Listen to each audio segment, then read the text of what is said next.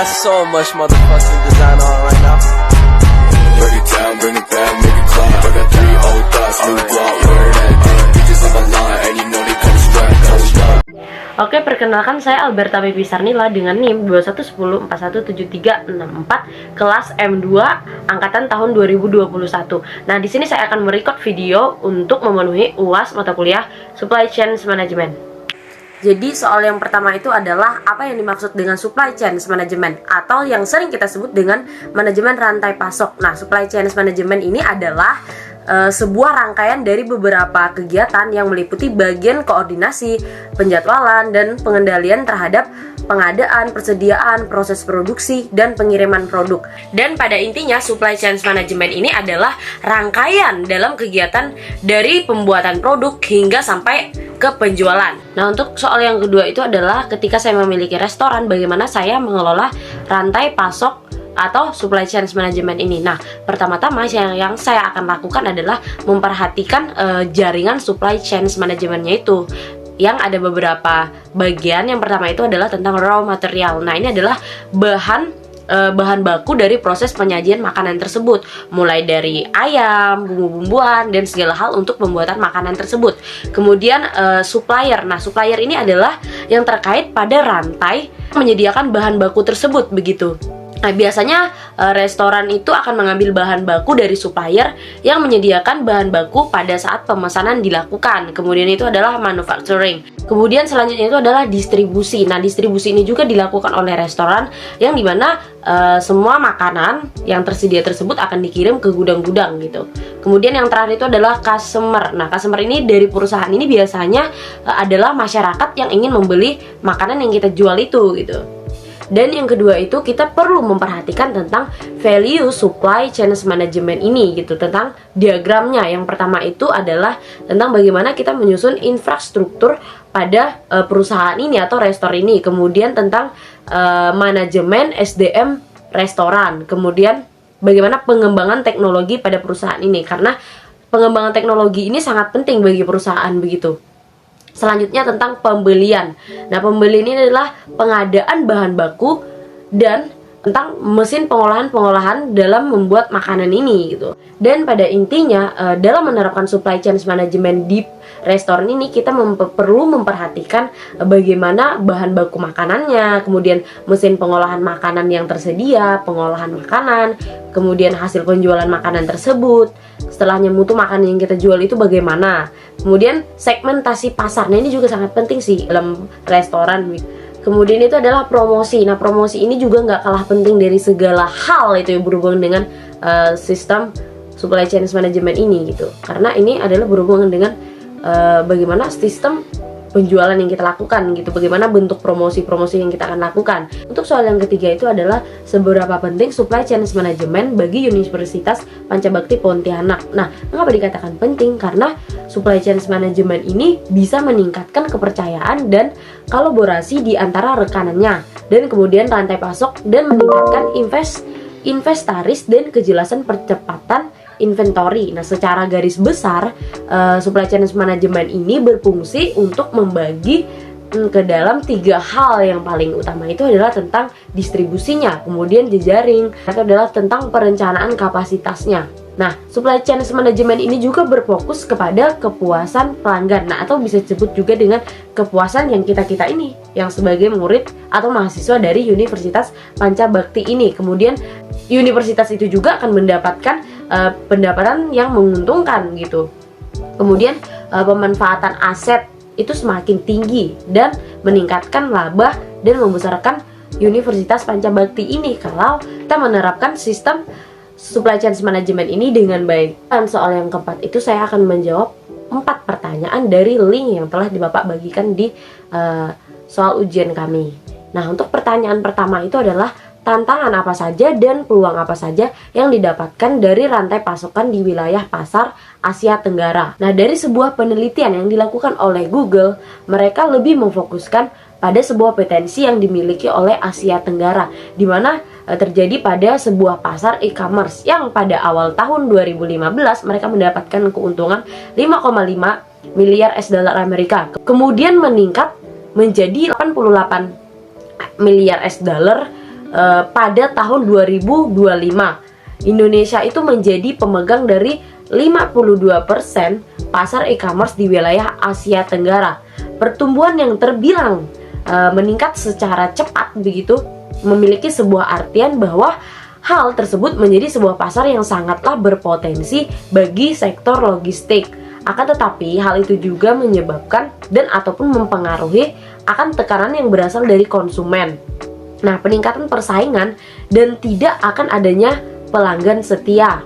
Hal ini kemudian menjadikan faktor logistik sebagai sebuah beda utama di perusahaan e-commerce.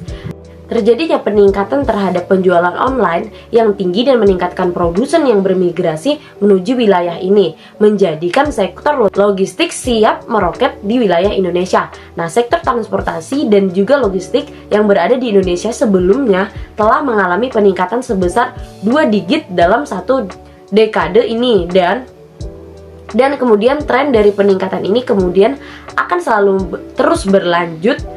Nah, dalam tantangan dan peluang yang sangatlah besar, sektor logistik kemudian perlu dilakukan otomatisasi guna untuk meningkatkan produktivitasnya. Pertanyaan yang kedua itu adalah mengapa perlu adanya melakukan otomatisasi dalam supply chain management?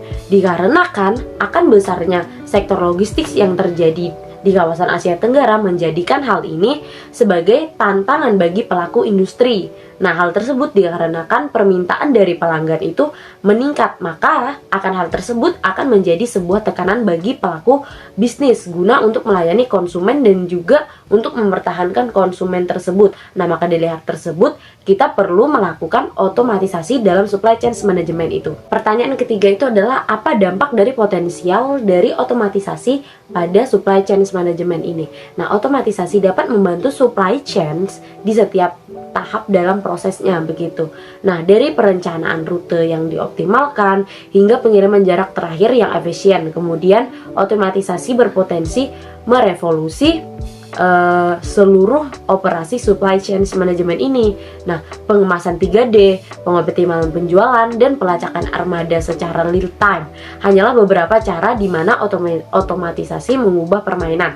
Pada intinya, dampak dari potensial dari otomatisasi pada supply chain management ini adalah untuk membantu bisnis dalam memotong biaya dan meningkatkan efisiensi, dan otomatisasi juga menjanjikan untuk meminimalkan ketergantungan manusia yang dapat menjadi keuntungan bagi kawasan Asia Tenggara yang sedang berjuang dengan tenaga kerja yang menyusut. Pertanyaan yang keempat itu adalah dapatkah otomatisasi terintegrasi dengan sistem yang sudah ada?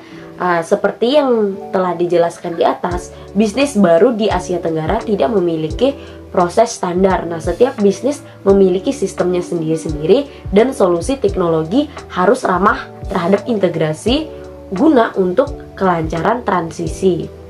Nah, platform teknologi logistik era baru berbasis cloud dan mudah diimplementasikan serta dapat dengan mudah digabungkan dengan sistem yang ada dan bekerja dalam batasan yang telah disediakan oleh perusahaan.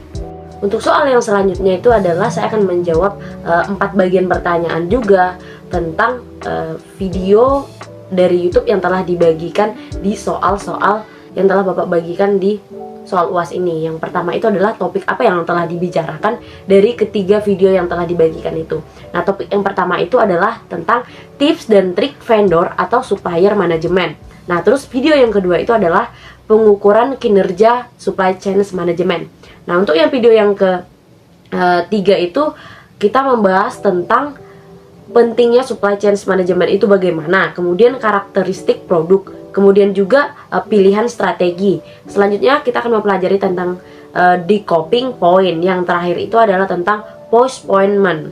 Nah, nama-nama dari pembicara di ketiga video tersebut adalah video yang pertama itu adalah dari Oktri. Yang video kedua itu tidak disebutkan siapa namanya, yang pastinya itu dari channel Terus Belajar. Kemudian pembicara yang video terakhir itu adalah Nyowan Pusawan.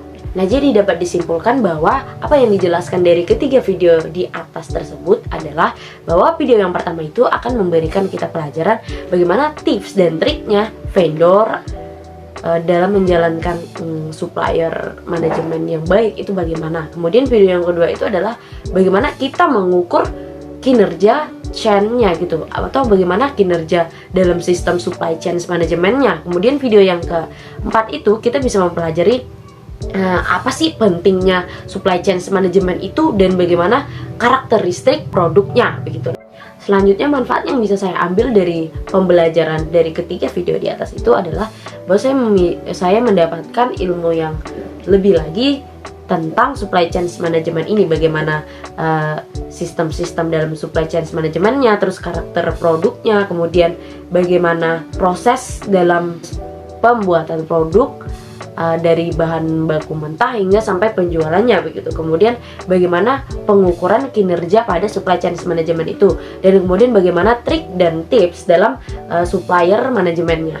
Tugas-tugas yang saya telah kerjakan di mata kuliah supply chain management ini buktinya sudah tersedia atau tertera di komentar-komentar pada materi supply chain management yang telah Bapak bagikan di Instagram tersebut. Dan kemudian kami merecord semua tugas-tugas yang Bapak berikan kepada kami gitu, dari tentang supply chain management, kemudian tentang drama yang Bapak berikan kepada kami.